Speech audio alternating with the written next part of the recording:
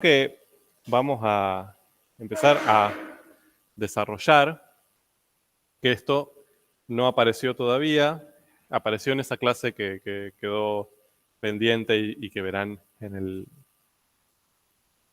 la lista de reproducción, pero que nunca lo abordamos acá, era el último tipo de función que hasta ahora no había aparecido, que eran los campos vectoriales.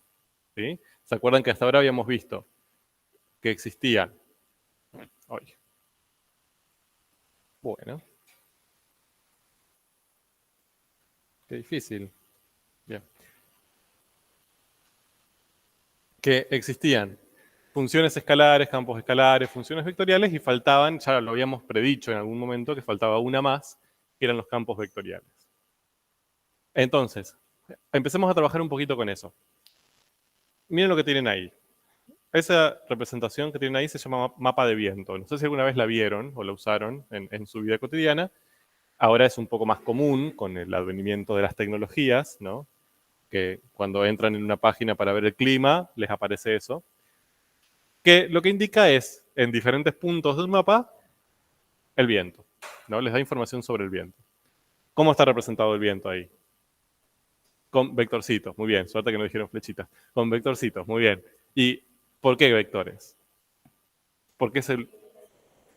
Bien, porque no solo les quiere dar la información de a qué velocidad sopla el viento, bien, que con eso un número sería suficiente, y decir, bueno, en Rosario el viento sopla a 12 kilómetros por hora y punto, sino también dirección y sentido, ¿no? Hacia dónde sopla ese viento que está soplando a 12 kilómetros por hora. Entonces, no es suficiente un número, necesitamos un vector.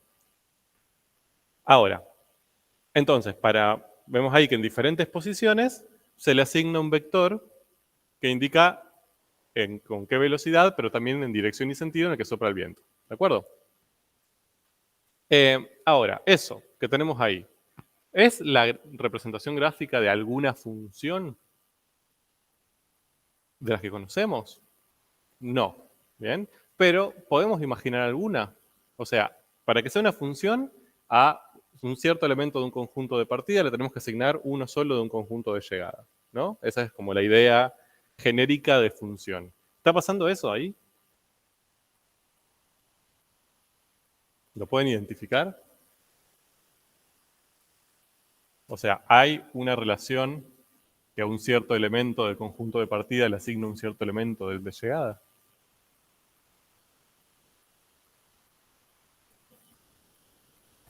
Bien, o sea, podríamos plantearlo como para cada vector, ¿no?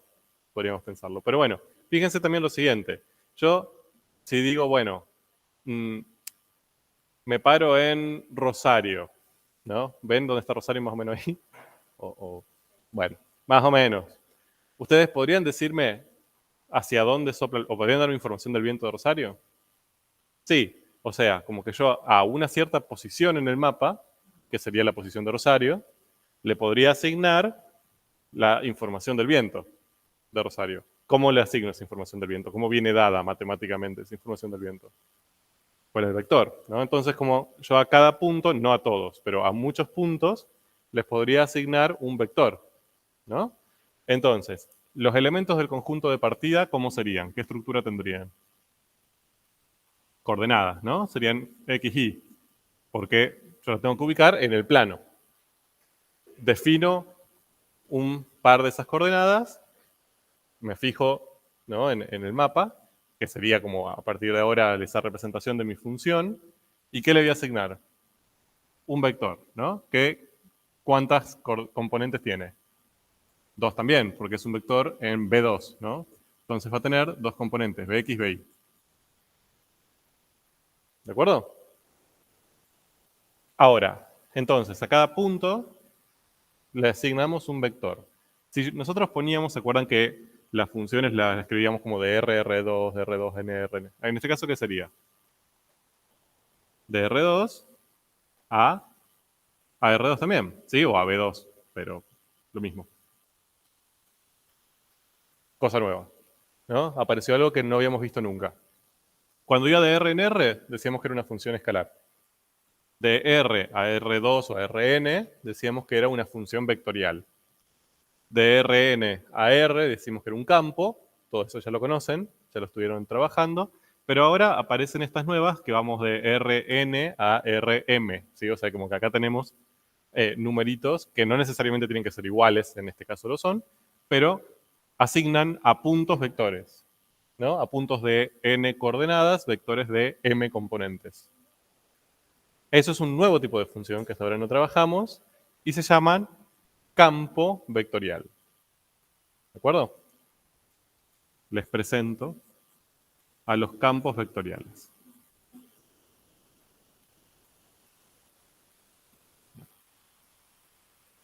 Y de manera simbólica lo escribimos como una letra mayúscula, en general, con el vectorcito encima. ¿Se acuerdan que eso significaba vectorial, ¿no? Aparecían las funciones vectoriales y ahora también en los campos vectoriales. O sea, esta función que relaciona puntos con vectores es el campo vectorial FJ.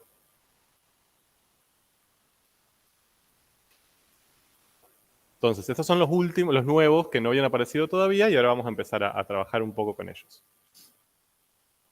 Entonces, ahí tenemos el resumen de todos los tipos de función que conocemos. Bien, funciones escalares, funciones vectoriales, campos escalares y ahora aparecieron los campos vectoriales. Fíjense que los nombres no son aleatorios, no les llamamos así simplemente por molestos.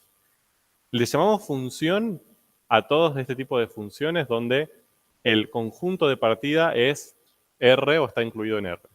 ¿Bien? O sea, si empezamos con un número real, entonces vamos a llamarlo función. Mientras que si empezamos con un punto con n coordenadas, ¿sí? N mayor a 1, ¿sí?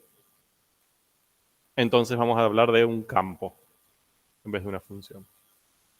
Y después, si el resultado de luego de aplicar la función es un número real, le vamos a poner el adjetivo escalar. Mientras que si obtenemos un vector, ¿sí? De n componentes, el adjetivo va a ser vectorial. ¿Sí? Entonces tenemos todas las combinaciones. Bien. Vamos a empezar a jugar un poco con ellos. Ahí tenemos algunas leyes algebraicas para este tipo de funciones. Estas conocen, ¿no? Estas tres. Fíjense, la ley de una función escalar, la ley de una función vectorial, la ley de un campo escalar, que con dos variables independientes y una dependiente, y miren las leyes de los campos vectoriales, ¿no? Copio esa que tienen ahí para trabajarla mejor. Tenemos f, si lo aplico en x, y, lo cual es lógico, o sea, yo lo tengo que aplicar sobre un punto, y aparece esto.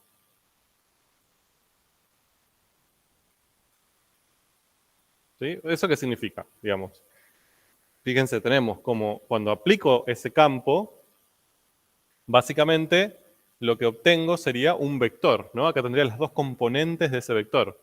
La primera componente yo la calcularía haciendo este número más este número. Y la segunda sería duplicando este.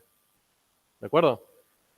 Y ya ahí para cada uno, cada punto x, y que yo tome del dominio, hago estas transformaciones y obtengo las componentes del vector que le corresponde.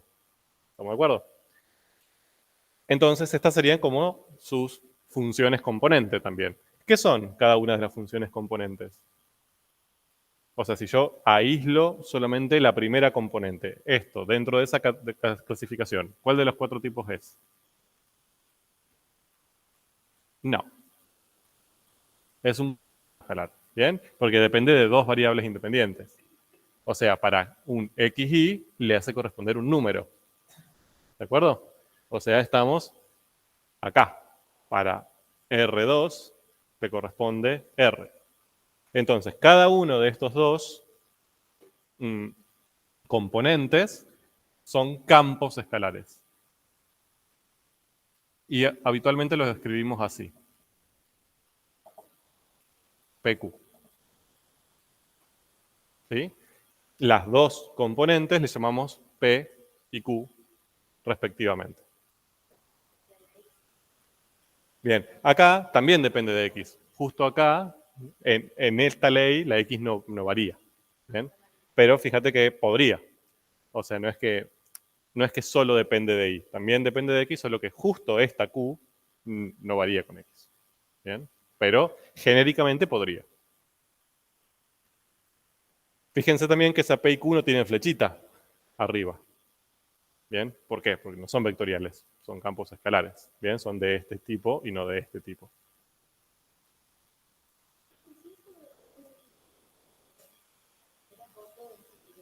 Todo esto te va a dar el vector. Cuando vos reemplaces esto por los números, te va a dar dos componentes y vos lo vas a pensar como un vector. ¿Estamos de acuerdo? Les presento a los campos vectoriales que tan felices nos van a hacer en sus próximas semanas. Bien. Ahí tenemos la definición. La definición es análoga a todas las definiciones de funciones que vimos hasta ahora, sea de un conjunto en Rn sería como tu conjunto de partidas, ¿no?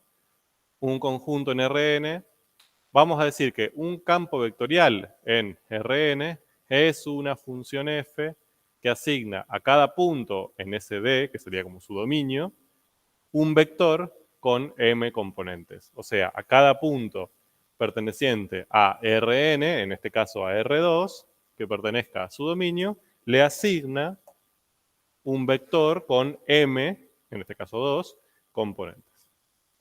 ¿De acuerdo? Uno y solo uno, porque es función. Y los que vamos a trabajar, ¿sí? Como siempre dijimos, en Matemática 2 vamos a trabajar con el caso más sencillo de todos los que podríamos trabajar, sería un campo vectorial de R2 en R2, algo como esto, ¿no? O sea que tengamos dos coordenadas en los puntos de partida y dos componentes en los vectores de llegada. Entonces, todo lo que dice arriba lo podemos transformar en lo que dice abajo. Sea D un conjunto en R2, un campo vectorial de R2 en R2 es una función f sota que asigna a cada punto xy del dominio un vector de dos componentes pq. ¿De acuerdo?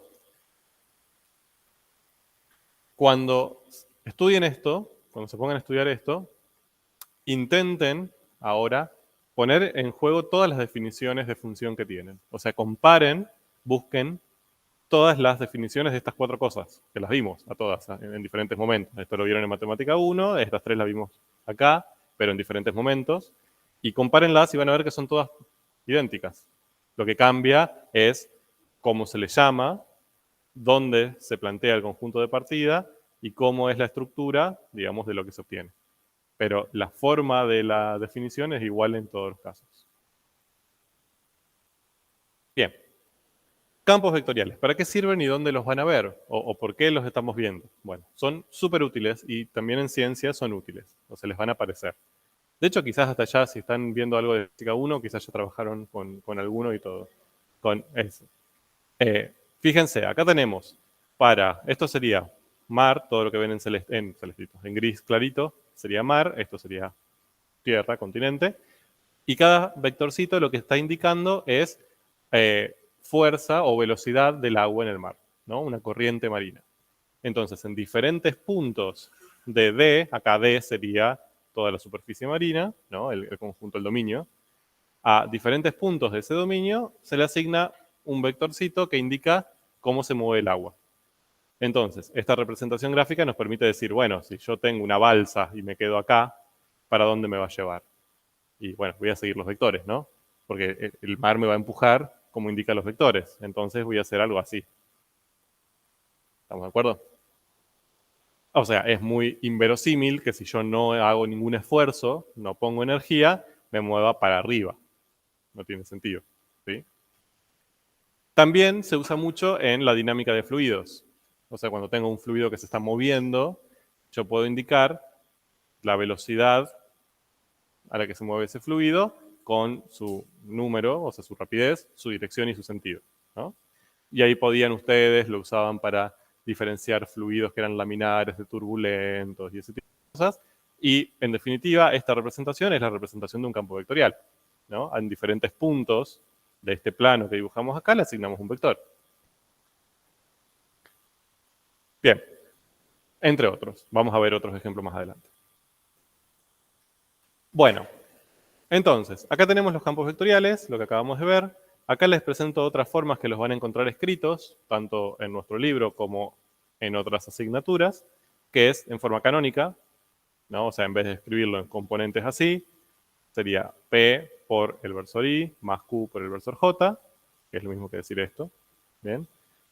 Son tres formas análogas de escribir lo mismo. Y ahí tenemos la representación, lo que acabo de hacer acá, pero en versión con colores. No, este vector es en 2D, porque tiene dos componentes. Podría haber vectores en 3D. Claro, exacto. Podríamos pensarlo con una tercera componente que sería si se aleja o se acerca a la superficie. Pero bueno, nos tranquilizamos. Eh, bien. Y acá tenemos un ejemplo. Esto lo voy a saltear ahora. Hay un ejemplo para trabajar cómo se calcula el dominio y todo eso. Lo voy a saltear. Lo veremos, vayan a la práctica, lo veremos en la práctica de hoy. Pero lo único que les digo es, bueno, ustedes acá van a tener las dos componentes, o sea, en este caso P es X sobre y Q es raíz de X más Y, esas serían las dos leyes. Bien. Si yo tuviera que calcular, a ver, si vamos a hacer esto. Si yo les dijese, creo que... ¿eh? Sí, lo van a ver porque lo van a necesitar hacer. Así que Lucía se los va a explicar seguro. Pero tranqui que es sencillo, si no lo haría. Si yo les dijera, bueno, F en el 4, 1. Creo que es el mismo ejemplo que tomé ahí. Bien. Eso que les estoy queriendo decir que hagan, simbólicamente. Bien, o sea que apliquen ese campo que tienen ahí con la ley en este punto de su dominio. Bien. ¿Cómo hago? Reemplazo. O sea, la primera componente es X sobre Y, ¿no? Entonces sería 4 sobre 1. Y la otra, más 1. O sea, 3. Bien. Punto. Ahora, hago lo mismo.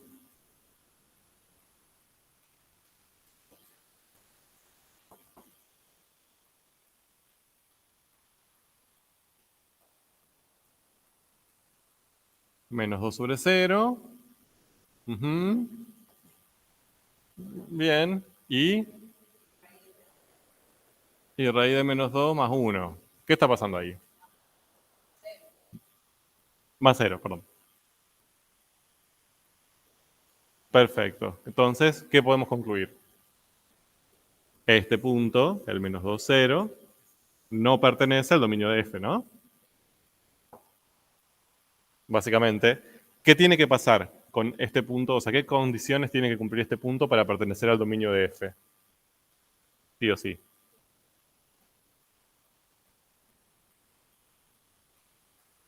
Eso, bien. O sea, en este caso, que X sea sí o sí mayor o igual a 0 y que Y no sea 0. Bien.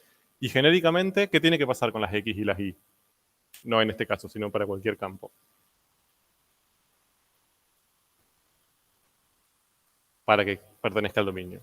O sea, estas X e Y tienen que permitir que yo calcule P y Q. ¿De acuerdo? O sea, ya con una de las dos que no pueda calcular, caos. Supónganse que yo esta podía calcularla y esta no. ¿Pertenece al dominio? Y no, por acá me va a dar un número, pero acá no voy a poder encontrar la segunda componente. Entonces, las X y que pertenecen al dominio necesariamente tienen que pertenecer al dominio de P y de Q. ¿De acuerdo? Para pertenecer al dominio de F, tiene que pertenecer al dominio tanto de P como de Q al mismo tiempo. ¿Sí? Si no, no puedo calcular la imagen de ese campo vectorial en ese punto. Entonces, esa es la metodología que vamos a usar para ver dominios de campos vectoriales. Calcular el dominio de P, calcular el dominio de Q, ¿y qué hago con esos dos conjuntos? ¿Los interseco o los uno? Los interseco, bien, porque yo necesito que pertenezcan a los dos al mismo tiempo. ¿De acuerdo? Bien, punto. Todo lo que necesito que sepan.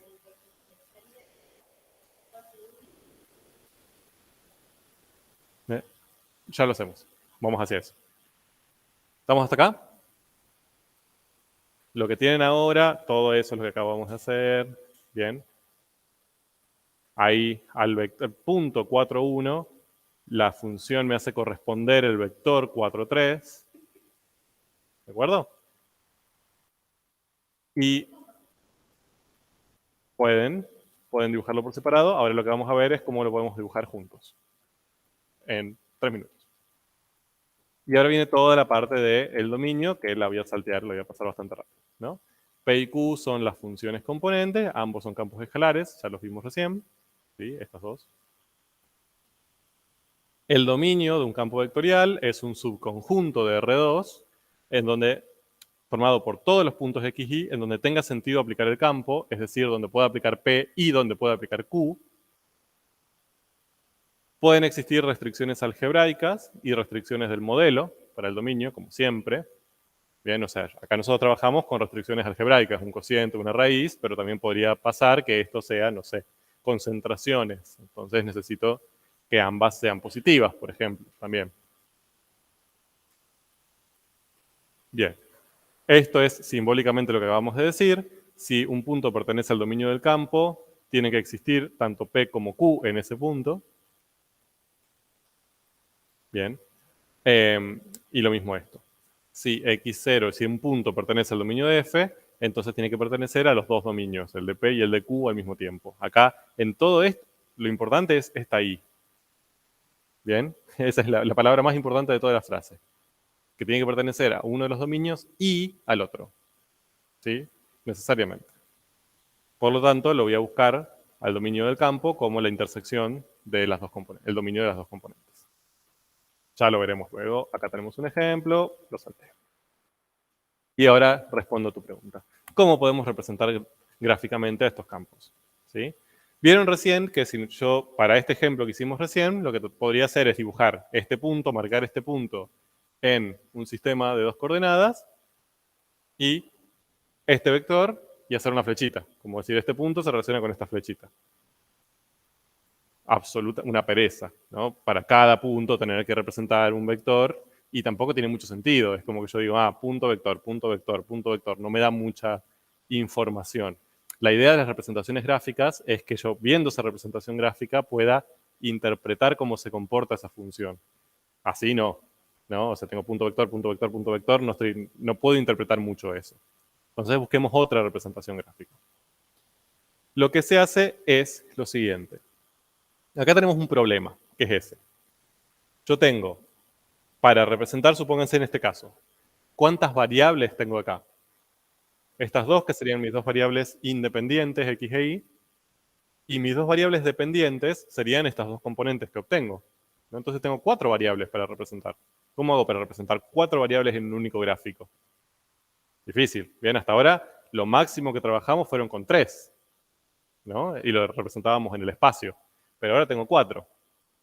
Entonces, ya no voy a poder encontrar una forma de representar a las 4 de manera exhaustiva. Eso significa que para todos los puntos representar las 2 independientes y las 2 dependientes que les corresponden. Entonces buscamos una estrategia que perdemos un poco de información, pero que nos permite interpretar el comportamiento del campo. ¿Cómo sería eso? Así. Lo que hacemos es, en el plano, marcar algunos puntos del dominio. Y de lo que acabo de decir, la palabra importante es algunos. ¿Sí? No todos, no puedo hacerlo con todos los puntos del dominio. Elijo algunos puntos del dominio que a veces lo elegimos de manera simétrica y ordenada, a veces lo elegimos por conveniencia, eso depende del caso, ¿no? Pero elegimos algunos de esos puntos, que serían los que están marcados ahí con el puntito. Entonces, si yo marco esos puntos, ¿qué variables estoy graficando de todas las que tengo? X, Y, BX o BY. Las independientes, ¿no? Entonces, estaría marcando puntos del dominio, es decir, marcaría las 2 variables independientes para cada uno de esos puntos, ¿no? El XY de ese punto, el XY de este punto, el XY de este punto y así. A cada uno de esos puntos le va a corresponder un vector. Entonces, ¿qué hago? Ese vector lo dibujo anclado al punto que le corresponde. ¿Bien? Por ejemplo, en este caso que yo tengo ahí, yo lo que haría sería, marco el punto 4, 1. ¿Sí? 1, 2, 3, 4, 1. Sería ahí. Ese sería el punto correspondiente a el punto del dominio. Cuando yo le aplico esa función de campo, obtengo 4, 3. Esa sería la imagen, ¿no? Entonces, ¿qué hago? Ese 4, 3 lo dibujo anclado, empezando en este punto. Entonces, de acá me muevo 4, siguiendo X, y me muevo 3, siguiendo Y, ¿no? Terminaría como por acá, más o menos. Y ahí dibujo la imagen. Esta sería P, y este sería el campo aplicado en P. ¿Estamos de acuerdo? Entonces, fíjense que al hacer esa representación estoy dibujando 4 variables. Las 2 independientes las veo en el punto inicial. Y las 2 dependientes las veo en las componentes del vector que dibujé. ¿Ok? Esa representación que obtengo al hacer eso en algunos de los puntos, ¿sí? Le llamo mapa vectorial. O sea, el campo vectorial es la función. El mapa vectorial es su representación gráfica haciendo esto que acabo de hacer, dibujando algunos puntos del dominio y anclando en esos puntos los vectores. Imágenes.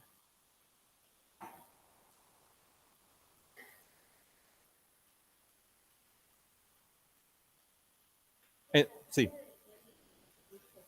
No.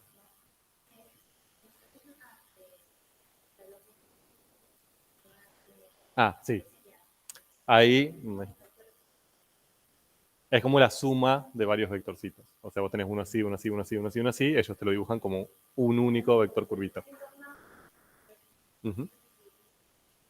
Sí, eso es una, ¿cómo diría? Una interpretación que hacen los meteorólogos a los vectores. O sea, matemáticamente el vector es una flechita con una cierta dirección y no van a aparecer nada más raro acá que eso. Ahora, fíjense lo siguiente. ¿Para qué hacemos esto? No solo para molestar, porque el 80% de la matemática es para molestar, sino también porque esto sí nos permite dar un comportamiento del campo. ¿Qué podríamos decir? ¿Cómo se está comportando este campo si vemos esos 5 vectores? ¿Qué parecería estar haciendo? Girando, ¿no? Fíjense que los vectores parecen como siempre llevarnos para girar en este sentido. Y no solo eso, como también nos está queriendo sacar hacia afuera del giro, ¿no? Un poco. O sea, como que si nosotros, esto fuese, no sé, agua moviéndose y tenemos una balsa y la ponemos acá, lo que probablemente suceda es que empecemos a girar en este sentido y alejarnos del origen, ¿no? Como una espiral. A ver, no sabemos si va a pasar eso, pero nos da un indicio de más o menos cómo se está comportando ese campo. Sería inverosímil decir, ah, no, seguramente voy a ir hacia el origen.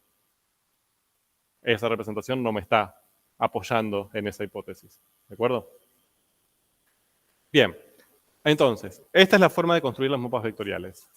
Lo único que a veces se hace es, imagínense que estos vectores, cuando yo aplico este campo, en el 4,1 el vector que me da es el 40,30.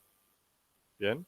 Es incómodo, porque en el punto 4,1 tengo que graficar un vector de 40,30, enorme. Y quizás en el otro punto que elija acá me da el 50,36. Entonces, 50,36. ¿Bien? Es incómodo y a la vista se pierde esta facilidad que tenemos de ver cómo se está comportando. Entonces, ¿qué hacemos? Multiplicamos a todos los vectores por el mismo número para achicarlos o para agrandarlos, depende de cómo necesitemos. ¿De acuerdo? O sea, en vez de graficar el 4,3, graficamos el 4,3 por alfa, ¿no? Por un numerito que se llama número de escala. Lo elegimos de manera que visualmente me permita ver bien lo que está pasando. Lo importante es multiplicar a todos los vectores, o sea, todos esos 5 vectores por el mismo número, para mantener la relación de módulo. O sea, que si este vector sote tiene más módulo que este vectorcito, cuando lo dibuje multiplicado por alfa, esa relación se mantenga. Este sigue siendo más largo que este. ¿De acuerdo? Pero, ojo con eso, no siempre se grafica la imagen, sino que a veces se grafica la imagen multiplicada por un factor de escala. ¿Sí? Más o menos, la idea. Bien.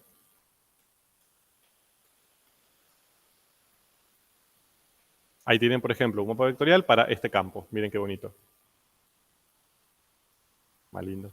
Bueno. Ok.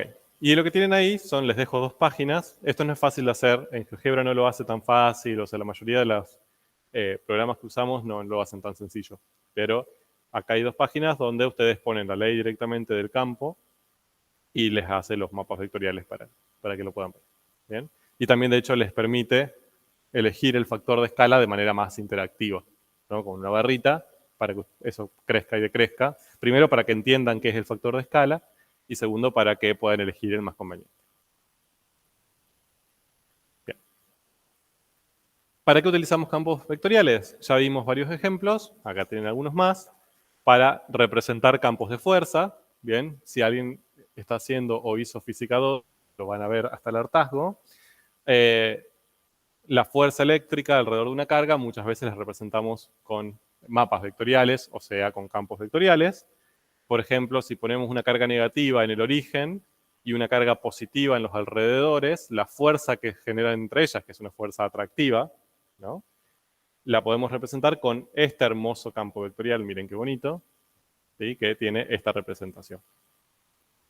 Muy bello, ¿no? O sea, ¿tiene sentido? ¿Cómo lo interpretamos? Bueno, si yo tengo una carga negativa acá y pongo una positiva acá, obviamente va a aparecer una fuerza que va a ir desde ese punto hacia la otra, ¿no? Y que a medida que nos alejamos, acá no se nota mucho, pero a medida que nos alejamos, la intensidad de esa fuerza va a ser menor. El módulo de ese vector va haciéndose más chiquitito. ¿Bien? Mientras que si en vez de poner una carga negativa acá, yo pusiese una positiva, o sea, tuvieran la misma carga, ¿qué esperarían que pase con esos vectores? Que se repelen, o sea, van a cambiar, van a tener la misma dirección, pero sentido opuesto, ¿no? Entonces lo que va a pasar es algo así. ¿De acuerdo? Eso se lo dejo a física que lo van a ver muy profundamente, si no lo han hecho ya. ¿Eh? Ah, es simplemente porque es muy temprano y estás en una ensoñación. No, esto es en 2D. Se puede hacer lo mismo en 3. ¿De acuerdo? Vos en tercera dimensión podrías hacer como esferitas que todas salen para afuera también.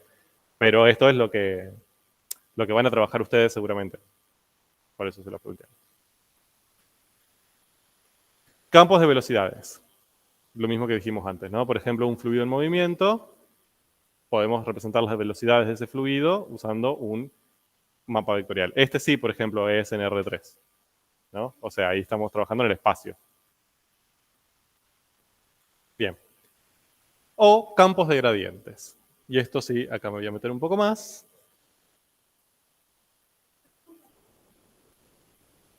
¿De qué?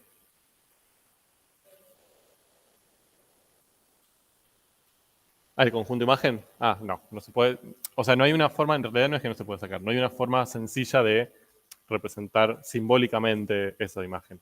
Bueno, puedes decir, es el intervalo 5, 7, si no es un conjunto de vectores, es más complejo. Se puede, pero no les da mucha información como las otras imágenes que sacábamos. Bueno, ¿se acuerdan que en la última clase que tuvimos acá, y también van a trabajar un poco más con ellos en las tareas de aulas, aparecieron los gradientes? ¿Sí? O sea, si yo tenía un campo escalar, por ejemplo, no sé, 3x cuadrado menos y, había aparecido esta cosa bella, ¿bien? Que era el gradiente de ese campo. ¿Se acuerdan? ¿Cómo se componía ese gradiente? ¿Cómo lo armábamos? ¿Qué teníamos que hacer? Si se acuerdan. Oh, no se acuerdan. Bien. Las dos derivadas parciales, ¿bien? Esto pasó hace como 4 meses. Parciales, paros. O sea, lo que teníamos que hacer era encontrar las dos derivadas parciales, ¿sí? Con respecto a sus dos variables independientes, y ubicarlas con respecto a la primera variable en la primera componente, con la segunda en la segunda. Bien, ese era el vector gradiente. Hagámoslo. ¿Cuál sería, ya que practicamos? La derivada parcial de ese campo con respecto a x. ¿Se acuerdan que lo hacíamos? Manteníamos la otra como una constante y derivábamos con reglas de derivación, ¿no? Sería 6x menos y con respecto a x me da 0, porque la pienso como una constante. Y con respecto a y, menos 1. Fíjense que los vectores gradientes, en definitiva, esta expresión dependen de x y de y, y en cada una de sus componentes aparece un campo, que sería el campo derivada parcial y el campo derivada parcial. O sea, ¿qué es? El gradiente. Sí, es un vector formado donde cada componente la puedo pensar como dos campos escalares. Es un campo vectorial. Bien, yo en ese momento no se los dije para que no se desmayen, que ya bastante cerca del desmayo estaban. Pero los gradientes son también campos vectoriales. ¿De acuerdo? Entonces, si yo tuviera que representar gráficamente el gradiente de este campo escalar, o sea, este campo escalar, si lo represento gráficamente, obtengo una gráfica. ¿De acuerdo? Una superficie. Ahora, si yo tengo que representar gráficamente su gradiente, lo que voy a obtener son mapas vectoriales como hicimos recién. Un montón de vectorcitos. ¿Sí? ¿Para qué? ¿Crees? El gradiente, sí. Eso no lo llegamos a ver en la última clase, ahora se los explico muy rápidamente, pero el gradiente me indica hacia dónde, o sea, la dirección y el sentido de máximo crecimiento del campo. ¿De acuerdo? Entonces, también nos da información de su comportamiento. Bien, entonces ahí tenemos la definición de gradiente, digamos, la que vimos en las últimas clases, para que vean que es un campo vectorial formado por dos componentes. Cada componente es un campo escalar.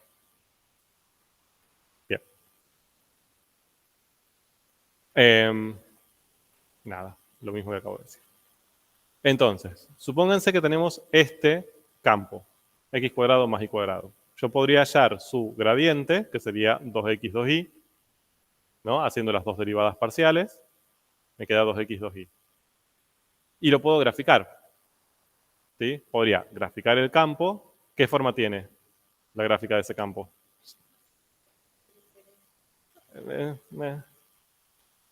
La gráfica de este campo sería una superficie, ¿no? ¿Qué forma tiene esa superficie?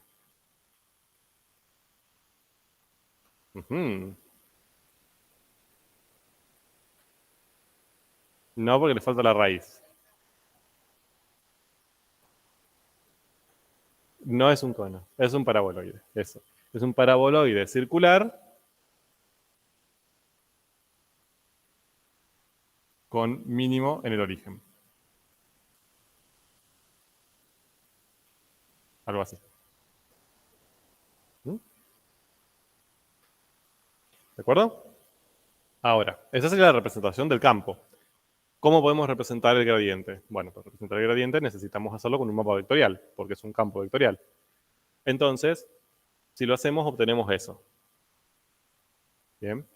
Recuerden que los gradientes, estos vectores que estoy dibujando acá, ¿sí? Esto sería a cada uno de los puntos del dominio que tengo ahí marcados, le dibujo encima su gradiente.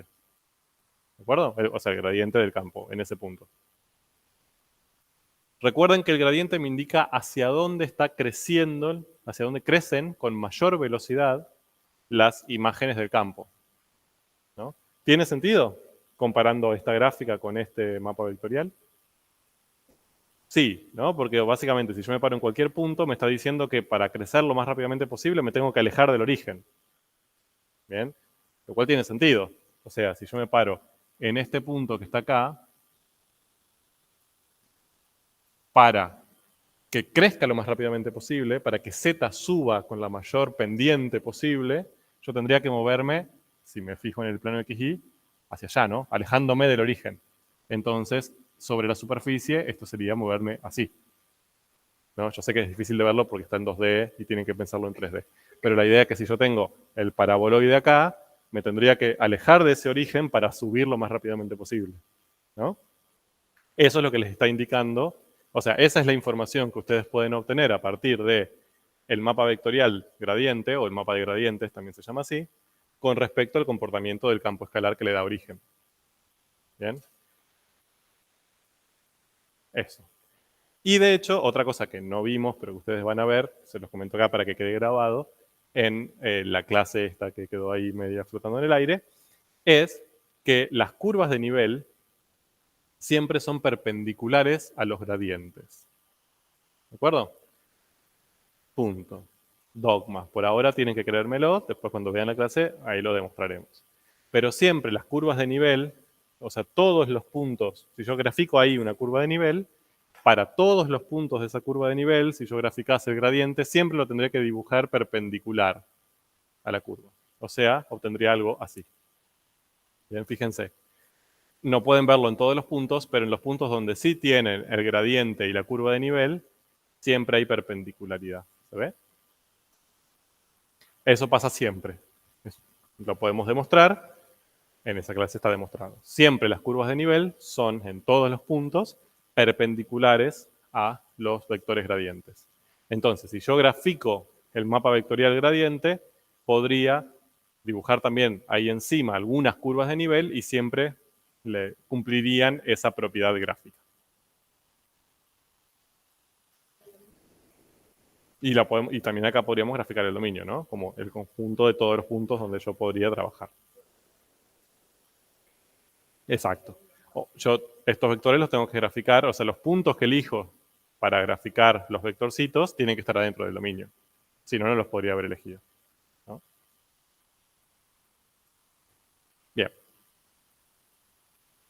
Punto. Acá termina la presentación de nuestros nuevos conejillos de India, que son los campos vectoriales. Como verán, no tienen una dificultad súper extra con respecto a lo que ya saben.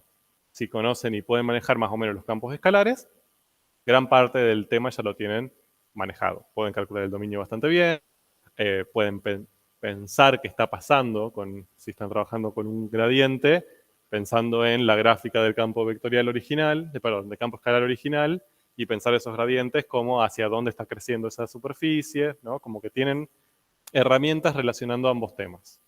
Por eso, cuando aborden este tema para estudiarlo en un futuro, tengan en claro que tienen que manejar bien el tema anterior, ¿no? Primero estudien bien campos escalares, que manejen bien esos temas antes de empezar a abordar los vectoriales con mayor detalle para poder entender, ¿sí? Para poder interpretar la relación que hay entre los dos. Ese es mi consejo de tía. Bien, punto. Vamos ahora sí a un problemita, como ya saben que me gustan. Les dice, un equipo de windsurf por el Río de la Plata nos contrató para que colaboremos en elaborar una estrategia de carrera. La regata supone recorrer una distancia lineal de 40 kilómetros, bien, es decir, nosotros salimos, no me acuerdo de dónde, creo que de acá, bien, y tenemos que llegar linealmente, yendo hacia el este, hasta este punto, ¿no? Creo que igual que lo hice al revés, porque no tiene sentido hacer eso, pero no importa. Supónganse. Vamos de acá hasta acá, ¿no? 40 kilómetros. Pero, bueno, vamos en este tipo de aparatejo. O sea, ¿de qué va a depender nuestra estrategia? Del viento, ¿de acuerdo? O sea, no solo, porque si no, si fuese simplemente, si tuviéramos un auto, diríamos, listo, vamos derecho. Es lo más cómodo, más rápido, obviamente, vamos a llegar más rápidamente. Pero, considerando el viento, no necesariamente esa es la opción más rápida. ¿De acuerdo? Bien. Entonces, tenemos los siguientes datos. La carrera puede llevarse a cabo durante un domingo o durante el domingo siguiente. Aquí tenemos 2 días, dependiendo de las condiciones climáticas. Y lo que nos dan es cuál es la predicción del comportamiento del viento en esos 2 días. El primer domingo el viento se va a comportar de esta manera, nos dan este mapa vectorial, y el segundo domingo nos dan este mapa vectorial. Describamos un poco en palabras qué está pasando. Bien. Vamos con el segundo, que es más sencillo. ¿Cómo se comporta el viento el segundo domingo? Bien. No para arriba, que sería el norte. ¿Hacia dónde sopla? Hacia el noreste, ¿no? ¿Y qué otra cosa tiene de característica? Bien, que en todos los puntos tenemos el mismo vector, o sea, sería como un campo vectorial constante, ¿no? Las imágenes son siempre las mismas, ¿de acuerdo? Entonces, ahí podríamos decir que el viento sopla de manera constante, con la misma velocidad y en la misma dirección y sentido, que sería una cierta dirección y sentido para el noreste. ¿Qué pasa el primer domingo? Bien, ya no es constante, ¿no? Digamos, ahí, dependiendo de donde estemos, el viento va a soplar distinto. En cierta región sopla para el noreste, en cierta región sopla para el este, ¿no? Que sería esta parte de acá, ¿no? Fíjense que el viento sopla directamente hacia el este.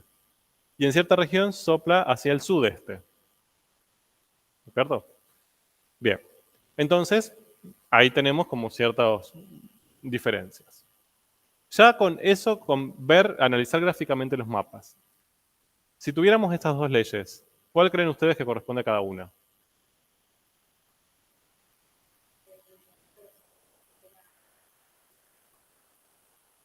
Perdón, no escuché. La F, esta. Bien, perfecto. Fíjense que acá tenemos una ley para un campo vectorial constante. Para cualquier xy que yo tome de su dominio, le hace corresponder el vector 1, 2. ¿De acuerdo? No importa en qué punto esté, siempre voy a tener el 1, 2 como imagen. Entonces tiene más sentido que sea el segundo. En cambio acá depende de x, ¿no? La componente, la primera componente siempre es la misma, es 1, pero la segunda depende de x. Dependiendo de la x del punto donde yo me sitúe, va a cambiar ese resultado. Entonces tiene sentido que sea esta. ¿Estamos de acuerdo? Bien. Bien, ahora, nos proponen dos estrategias para la persona que está practicando el deporte. Que siga una ruta directa o que siga una ruta indirecta. Y nos dan esto. ¿Qué son estos? ¿Leyes de qué? No. Son funciones vectoriales. ¿Bien? ¿Por qué me dan una función vectorial? ¿Para qué información me está dando? O sea, eso si lo tengo que representar gráficamente, ¿qué represento? No, no un vector. Una curva. ¿Bien? Una curva orientada. Lo que me está dando ahí sería la trayectoria de la persona que está practicando el deporte. ¿De acuerdo? Me está diciendo, bueno, la primera persona va a moverse a medida que pasa el tiempo siguiendo la primera función vectorial. Y la segunda persona, o la segunda estrategia, sería moverse siguiendo la segunda curva. ¿De acuerdo? Si yo eso lo grafico, obtengo estas. La roja sería la directa. Si grafico esta función vectorial, obtengo la curva paramétrica que está asociada a esa función vectorial, sería esta, en ese sentido, ¿no? No sé si tiene la flechita, pero en sentido desde este punto hasta este punto. Mientras que si yo grafico la otra, bien, encuentro la curva paramétrica asociada a esta función vectorial, obtendría la fucsia.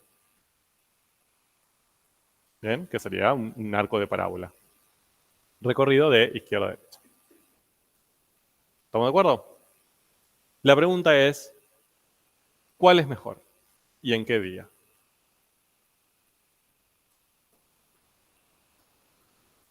Ajá. Bien, fíjense que ya a ojo, si yo sigo la fucsia el primer domingo, es como que el viento me acompaña, ¿no? Si sigo la roja, el viento no se opone a mi movimiento, siempre me está empujando de atrás, ¿no? Siempre los vectores están para allá. Solamente que quizás no me acompaña tan perfectamente como acá. Bien, ¿y el segundo domingo? Va a haber que remarla. A ver, si me muevo en la... Bien, siempre me empuja un poquito, el viento me empuja, ¿no? No perfectamente, nuevamente, pero me empuja. Si sigo la fucsia, bien. Al principio me empuja bastante bien, ¿no? O sea, como que vamos en la misma dirección y sentido. Pero al final yo me estoy moviendo hacia el sudeste y el viento sopla hacia el noreste. Entonces ahí se está oponiendo un poco. Bien. Ahora, claramente, entre todas estas, esta parecería la mejor, ¿no? Pero bueno, ¿cómo hacemos eso? ¿Cómo podemos llegar a esa conclusión de forma matemática, usando cálculo? O sea, no solo viendo así como interpretando a ojo, sino también pudiendo calcular un numerito que me diga, que me dé esa información y además que me permita cuantificarla, que me diga, ok, esta es mejor y es 3 veces mejor, ¿no? Esa sería como nuestra pregunta. Entonces, yo lo que tendría que calcular sería, eh, si yo en cada punto tengo que hacer una cierta fuerza, o sea, imagínense que ahí hay una persona que está manejando un aparatejo. Entonces va a tener que poner su energía para eso. ¿Estamos de acuerdo? ¿En cuál voy a gastar la menor energía? Esa sería la pregunta. ¿De acuerdo? Quizás yo pueda hacer todo. Si pongo la suficiente energía, voy a poder hacer las 4. Ahora, ¿en cuál esa persona está gastando la menor cantidad de energía? O, pensándolo al revés, ¿en cuál el viento le aporta la mayor cantidad de energía a esa persona para su movimiento, haciendo que él gaste poca de la suya? ¿No? Bien, ahora, yo te tendría que ver es como la acumulación de fuerza a lo largo de todo el recorrido. ¿De acuerdo? Si yo tengo que calcular una fuerza acumulada, un proceso de acumulación a medida que va pasando el tiempo, ¿qué herramienta matemática tendría que usar? Bien, una sumatoria. ¿Finita o infinita? Infinita, porque tendría que hacerlo en todos los puntos de mi recorrido. Bien, ¿y una sumatoria infinita qué es? ¿Eh? Un límite de una sumatoria, o sea, una integral. Bien, o sea, la respuesta a esta pregunta, llegar a la fuerza acumulada a lo largo de todo el recorrido, es necesariamente una integral. O sea, la herramienta matemática que me va a dar ese resultado va a ser una integral. ¿Cuál? Bien, o sea, ¿cómo integramos eso? Esa sería la pregunta. Y acá aparece como una pregunta más básica todavía, que es, ¿se pueden integrar los campos? Porque no sé si han llegado a esa conclusión, pero hasta ahora no integramos campos. ¿Bien? Si pensamos en integrales, ¿qué integrales sabemos resolver hasta ahora? Vimos definidas, funciones integrales o definidas, ¿sí? De funciones escalares, que son las primeras que vimos, las que más trabajamos. ¿Y qué otra cosa también integramos? ¿Qué otro tipo de función?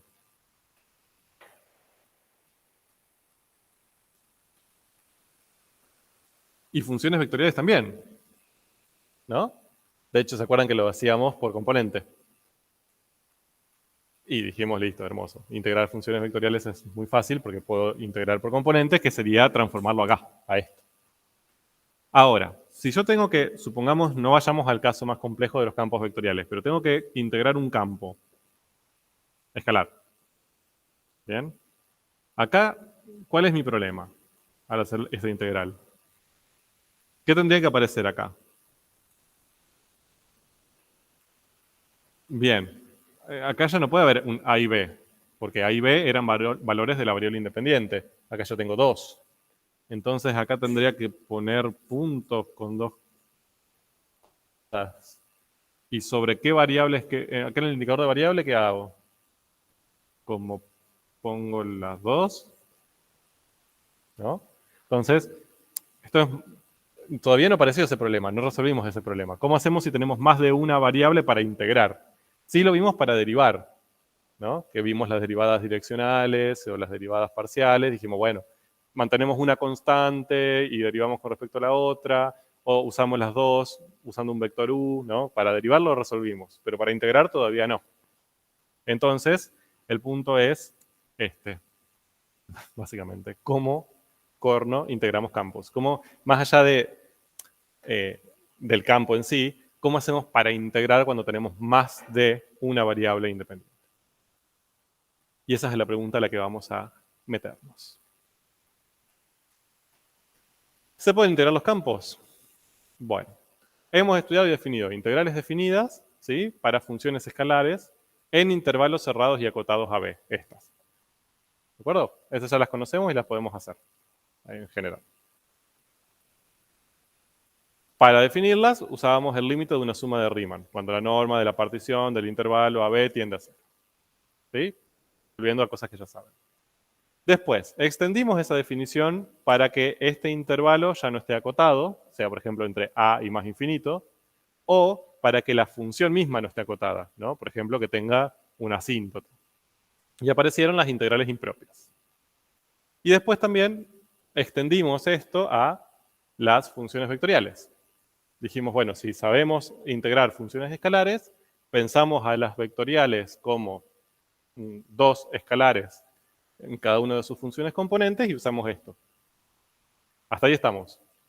Pero el problema es cómo hacemos para integrar cuando este intervalo de integración no es un intervalo real.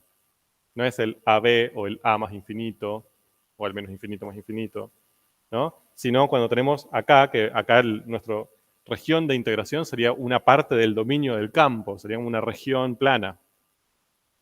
¿Cómo hacemos? Bien. La respuesta a esta pregunta es de muchísimas maneras.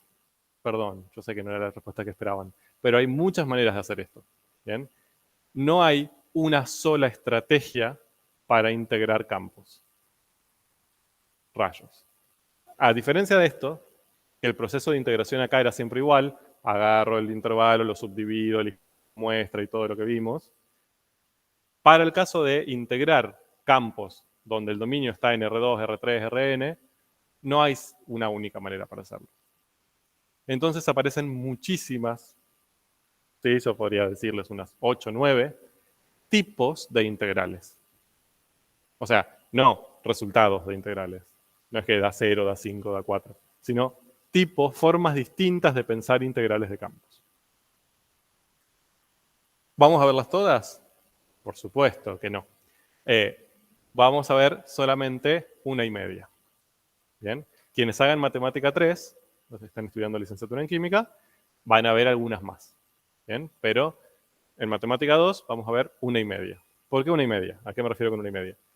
Una la vamos a trabajar con detalle. ¿Bien? Que van a ser las integrales de línea. Es una forma de integrar campos. Y lo que vamos a plantear también es el proceso de integración de las integrales dobles, que es otra forma. ¿De acuerdo? Pero no vamos a resolverlas, vamos a llevarlas hasta ahí, como para que entendamos cómo es el proceso de integración. Y hasta ahí llegamos. Hay un montón de otras, las integrales de superficie, integrales triples, hay un montón de otros tipos que no lo vamos a ver. ¿De acuerdo? Lo tienen en el libro un poco descripto para que tengan una idea, pero no vamos a trabajar con ellas en esta asignatura. Sepan que existen, ¿no? Bien. Entonces, vamos a ver los diferentes casos. Lo primero que tenemos que hacer es definir el intervalo de integración. Es decir, una de las grandes diferencias entre todos estos tipos de integrales que van a aparecer es sobre dónde integro. Bien, ya no voy a poder integrar en el AB. Voy a tener que definir dónde voy a integrar.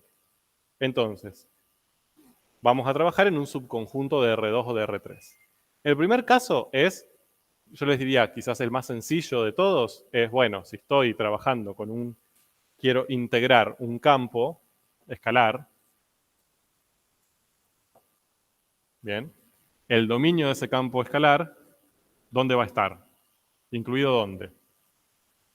En R, R2, R3, R4. En R2, ¿no? O sea, va a ser una parte de R2. Entonces, yo lo que voy a hacer es integrar en... Esto va a ser, vamos a escribirlo. Lo que voy a elegir es una región de, ¿sí?, que esté incluida en el dominio. Es decir, si este campo, su dominio es esta región plana, este sería el dominio del campo, yo digo, bueno, voy a integrar acá. ¿Sí? En una región incluida dentro del dominio del campo. Que puede ser todo el dominio también, ¿no? Podría. Pero no hace falta, tiene que estar incluida. Claro, exacto. Yo tomo una parte, que me interese a mí dentro del dominio. ¿De acuerdo? Entonces, lo que voy a usar para integrar, o sea, mi intervalo de integración ahora va a pasar a ser una región de integración, ¿no? Mi región plana D. Entonces, si hago eso, aparecen las integrales dobles. ¿De acuerdo? Las integrales dobles tienen dos características que las diferencian de las otras.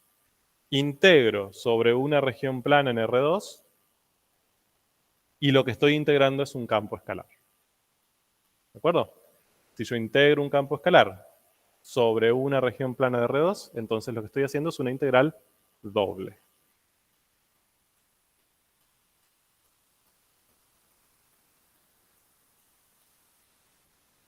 Bien, ahora en un ratito vamos a ver cómo se hace esto. Acá lo que tienen es como una breve reseña de una ficha sobre esas integrales. Lo que se hace es integrar un campo escalar acotado en R2 sobre D, que es una región cerrada y acotada. ¿Qué significa esto? Que esta región es cerrada, ¿no? O sea que incluimos la frontera. Y que la superficie del campo en esa región, o sea, si yo veo la superficie y solo me quedo con la partecita que corresponde a ese D, no tiene ningún comportamiento asintótico ni nada extraño. O sea, está acotada, es un pedacito de la superficie. ¿Bien? Eso es lo que tienen que cumplirse. Bien, cuando yo hago esa integral, cuando resolvemos esa integral, que todavía no tenemos idea cómo hacerlo, pero si la resolvemos, lo que vamos a obtener es un número real. El resultado de esa integral va a ser un número real. Que, bajo ciertas condiciones, en ciertos casos, puede interpretarse como el volumen de una región, puede interpretarse como un cambio total del campo. Bien, tiene diferentes interpretaciones que pronto la veremos, tranquilos. Pero para que tengan una idea de que fíjense que es muy parecido a lo que pasaba con las integrales normales. ¿Sí? En vez de interpretarlo como área, ahora lo vamos a interpretar como volumen, o lo podemos pensar como un cambio total. Muy parecido a lo que ya sabemos de las integrales de funciones escalares. Bien, y el proceso de integración es algo así. Tranquilo, lo vamos a ver en un segundo.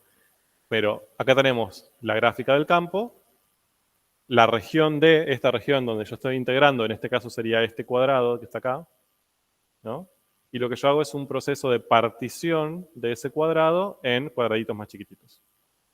¿Bien? En breve lo vamos a ver con más detalle, pero sería un poco esa la idea.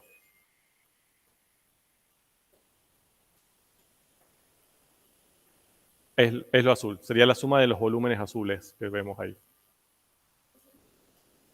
El lo verde es el punto que yo tomo, es el punto muestra. ¿No? Sería, ¿se acuerdan? No.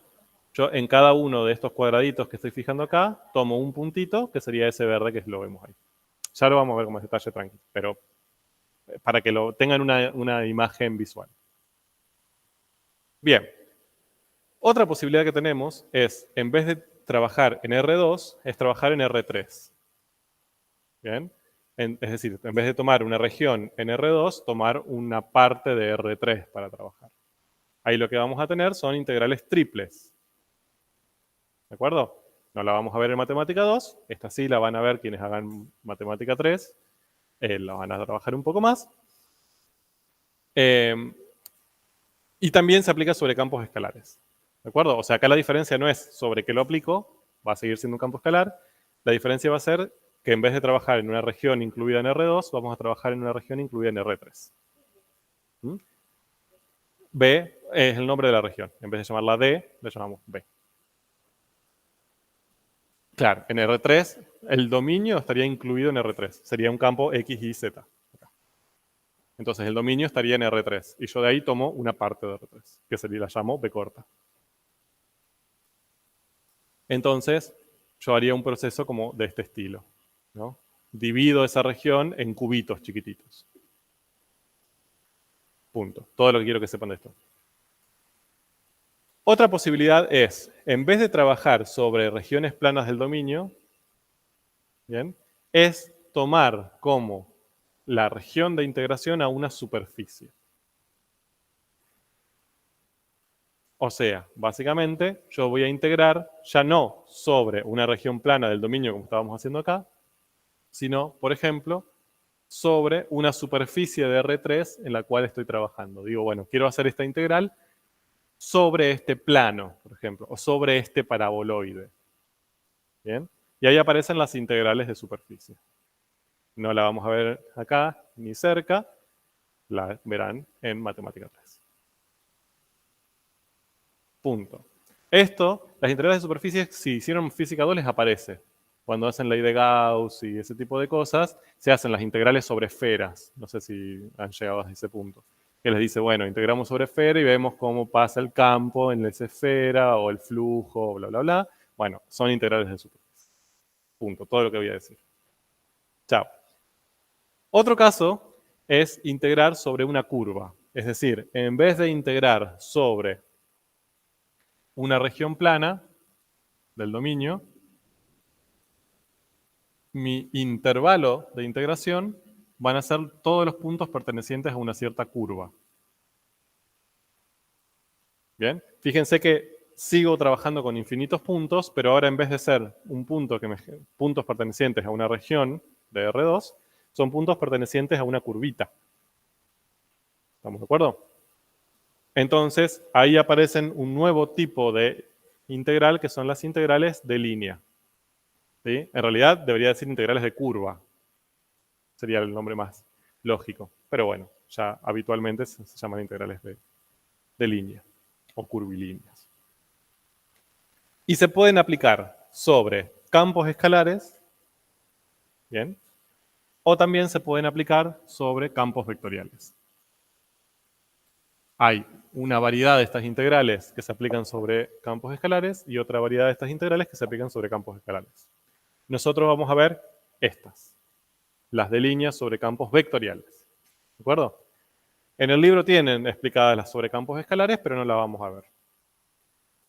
Por una cuestión de tiempo. Lo veíamos antes, cuando teníamos más tiempo en matemática, las presentábamos. Ahora ya. Sí. No, solo son R2. Si pasas de R2 a R3, pasan a ser triples, cuádriples.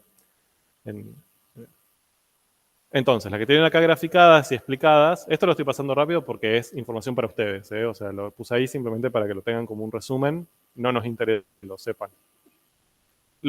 El concepto que me interesa acá es, existen muchas integrales de campos, ¿no? Hay una gran variedad de integrales de campos, dependiendo sobre qué tipo de campo trabajo y sobre cómo defino la región de integración. Ese es el concepto. Acá tienen explicadas las de líneas sobre campos escalares. ¿Sí? Que no las vamos a ver. No. Y el 3B, ahora sí, es la que vamos a ver con más detalle acá, hoy y mañana, que son las integrales de línea o integrales curvilíneas sobre campos vectoriales. ¿De acuerdo? Entonces, fíjense que ahí tenemos una curva, que está ahí en amarillo, no sé si la ven bien. Tenemos una curvita y tenemos graficado un mapa vectorial. ¿Sí? O sea, la curva sería la región de integración, yo estoy integrando en los puntos que pertenecen a esa curva, mientras que el campo sobre el cual estoy integrando lo represento con ese mapa vectorial que teníamos detrás.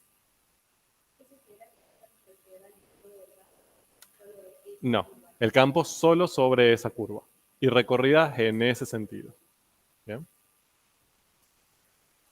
Ahí tienen la otra. Acá, después, en algún momento podemos volver a este gráfico cuando ya tengamos un poco más idea para que entendamos qué está pasando ahí. Están pasando muchas cosas. Entonces, después lo vemos. ¿De acuerdo? Entonces, repito, lo importante de esta parte es, existen muchas integrales de campos. Nosotros vamos a elegir algunas porque son las más útiles para las ciencias naturales y las vamos a desarrollar. Punto. Existen otras, algunas las van a ver, más que nada si hacen química, porque para la química, es más la parte más dura, digamos, de las ciencias naturales, necesitan otras integrales, pero para lo genérico, para la generalidad de todas las carreras de la facultad, con entender el proceso de las dobles y más que nada las integrales curvilíneas sobre campos vectoriales, estamos. Bien. Entonces, empecemos. Lo que vamos a tener que hacer es el proceso de integración. ¿Se acuerdan de nuestro querido proceso de integración? ¿Qué pasos tenía? A ver, ya que está lo repasamos. Bien. O sea, nosotros teníamos primero que definir, ante todo, la función sobre la que vamos a trabajar y la región de integración, ¿no? Nosotros lo que hacíamos era, bueno, vamos a integrar la función f en el AB. Bien. Ahora eso ya va a ser distinto. Ahora tenemos que ver si esta f va a ser un campo escalar, un campo vectorial, una función vectorial o qué, y en qué intervalo vamos a trabajar, en el AB, o si vamos a tener que definir una región plana, o si vamos a tener que definir una curva. Bien, o sea, ahora esto se expandió. Pero bueno, supongamos que eso lo hacemos. ¿Cuál era el primer paso? Definíamos una función y un intervalo, por ejemplo.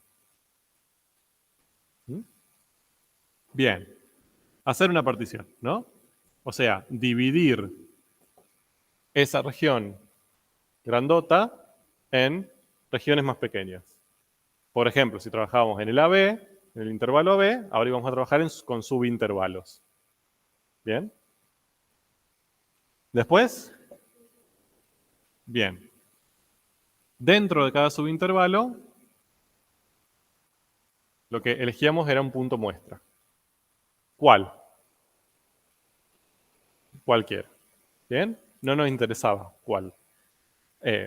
Podíamos usar siempre el inicial, siempre el final, el intermedio, o podía ser aleatorio. Lo importante era que sea uno para cada subintervalo. Bien, después. Bien, los puntos muestras que le solíamos llamar CI, después lo que buscábamos era la función en CI. ¿Sí? O sea, buscábamos la imagen para cada uno de esos infinitos puntos muestra. Luego, bien. Uh-huh. Bien, ¿y qué hacíamos con cada uno de estos? O sea, que teníamos, acá aparecía una operación matemática, antes de la suma. ¿Eh? La longitud de cada subintervalo por este número, ¿no? Sería la imagen por el delta de cada subintervalo, ¿no? El delta X, por ejemplo. Y después, me faltan dos. Bien, hacer la sumatoria de esto.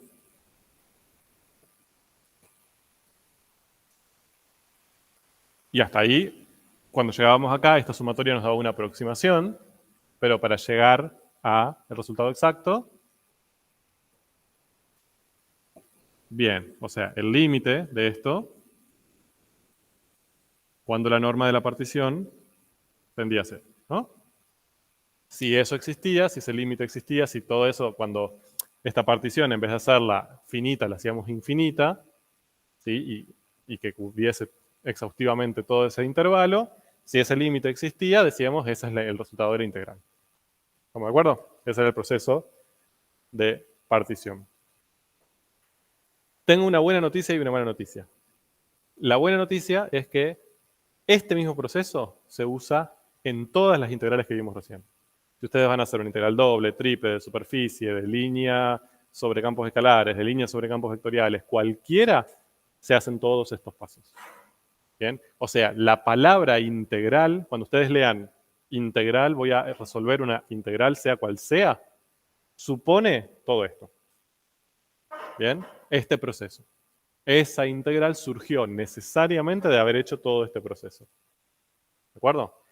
Obviamente la mala noticia es que, bueno, ¿cómo hacemos este proceso en cada caso? O sea, obviamente acá va a cambiar. No es lo mismo trabajar con un campo escalar que con un campo vectorial, que con una función. O sea, ahí va a haber modificaciones. Pero el proceso es el mismo.